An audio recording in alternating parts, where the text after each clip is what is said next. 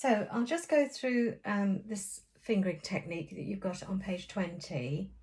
I'm sure you've got to the end of this now, but I'll just play it through so you can see how I slip the fingers at the end of the line of music.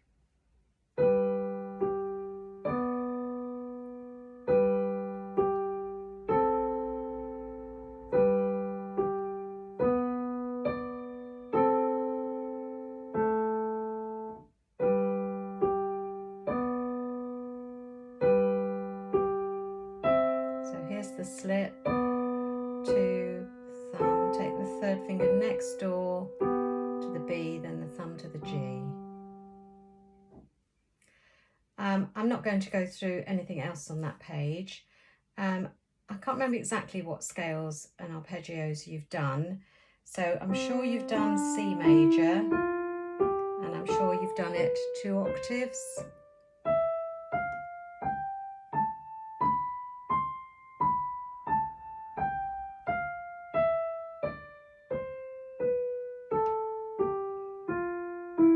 So that's the right hand.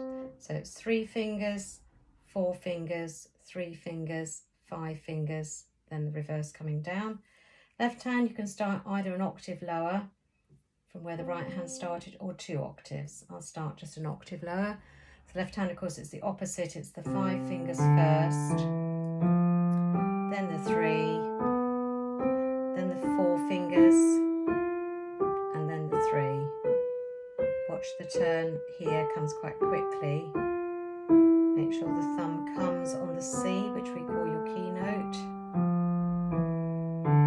Okay, so that's C major.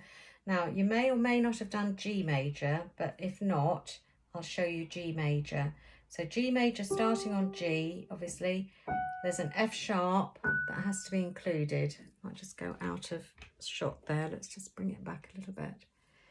Okay, but the fingering is the same. So in the right hand, starting on G, above middle C, 3 fingers, then the 4 fingers, including the F sharp, thumb on the G because that's your key note again, include the F sharp at the top, so 5 fingers coming down, then 3 fingers, then the 4 on the F sharp, and finish with 3 fingers.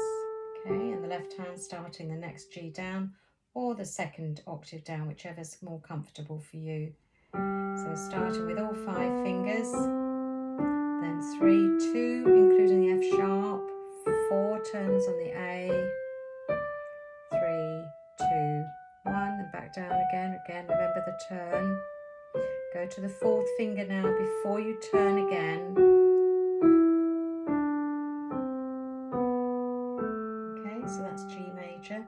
If you want to try another scale, I'm sure we haven't done a third one, you can have a go at D major. So again, I'm starting just on D this time, and that's what I would call my key note.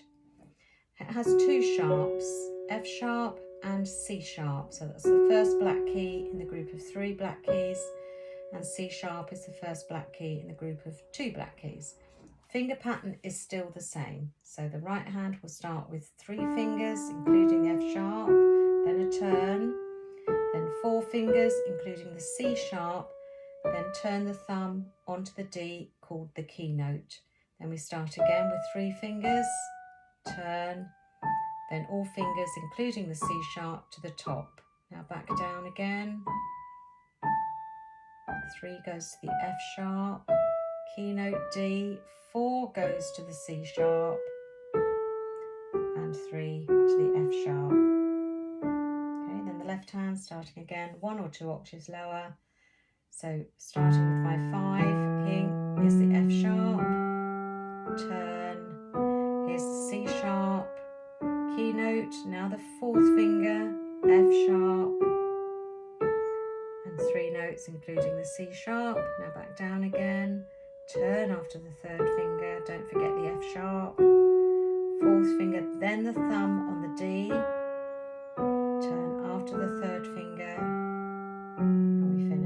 Okay, now there is a common thing that's coming up here, I haven't put that very well, but every key that we're doing, C or G or D, the name of the key is known as the key note.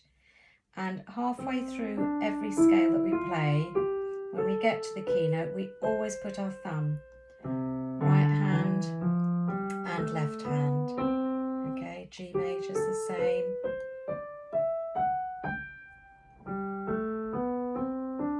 And D major's the same as well. So watch out for that, because it applies really to the right hand when you're going up the scale, because you have to turn onto it. In the left hand, it applies when you come back down the scale, you have to turn onto that keynote. So whatever scale you're playing, remember the keynote is the name of the key, excuse me, and halfway through the scale, you must have your both thumbs in each hand on that keynote. The other thing I think we've done is the arpeggio. I'm not sure if we've just done 1 octave, or if we've extended it to 2, which means you turn under like that.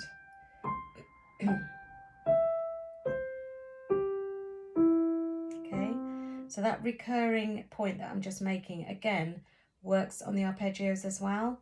So if I'm doing C major arpeggio, which is the chord of C, E and G, and then the octave C repeated. If I do 2 octaves, I turn the thumb onto the keynote C. Okay. Bring the third finger over to G. Okay. Left hand also, we use the thumb on the keynote. Here it is. Here it is again. Right. So if we did C major and G major, don't do D major just for the moment. That will be that recurring point. So the fingering is 1, 2, 3, thumb, 2, 3, 5, 3, 2, thumb, 3. Now at this point, when you come over, if you miss 2 white notes out, that's a bit of an indicator as to where to find the third finger note, which is the G in this case. The left hand takes a little bit more getting used to, because it's the 4 and the 2 fingers, and try and keep them close together. Try and keep the fingers contained, especially when you turn over. Don't let the hands stretch the fingers out. Keep them contained, tucked in, so that they neatly go to the E and the G there. Again, if you come here, you miss 2 white notes out, and it'll bring you to your G note. And again, keep the fingers tucked and contained, so that they stay over the G and the E there. In G major, starting on G, the chord is G, B and D. Again, it's 1, 2 and 3 in the right hand. Turn under, really push the arm out to get that thumb underneath. It's quite a big movement. Miss 2 white notes out will bring you to your D there. Left hand, again, maybe start at an octave lower for this one. So the 5, 4 and 2 is on your G, B and D. Swing over, but keep those fingers tucked in. Okay, again, this turn, really push the arm out to bring the thumb under. Miss your 2 white notes to find your D. Okay, so you've got 3 scales you could be doing: C major, G major, D major, and the octaves, 2 arpeggios, C major and G major, and all those are 2 octave exercises. And you've also looked at your broken chord. So in C major, just that 1 key at the moment. So this, as opposed to the arpeggio, which is a much bigger chord, their fingers are stretched out.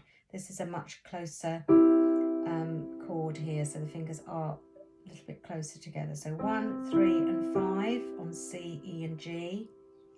Then we move along, so my thumb is now going to be on that second note that I was playing, and that then becomes the bottom note of the next chord, which is E, G and C with 1, 2 and 5. Then the second note of the current chord becomes the bottom note of the next chord. So it's now G, C and E with the third finger. Okay, so they're the 3 chord positions. Practice them going up and going down.